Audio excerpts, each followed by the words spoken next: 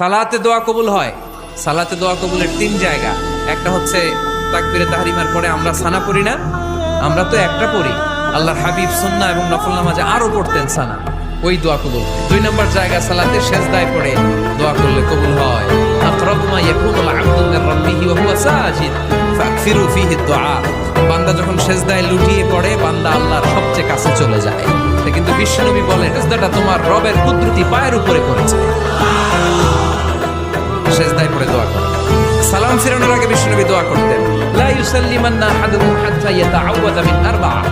আল্লাহর হাবিব বললেন, চার জিনিস থেকে পানাহ না আছে আমার উম্মত যেন সালাম না ফিরায়।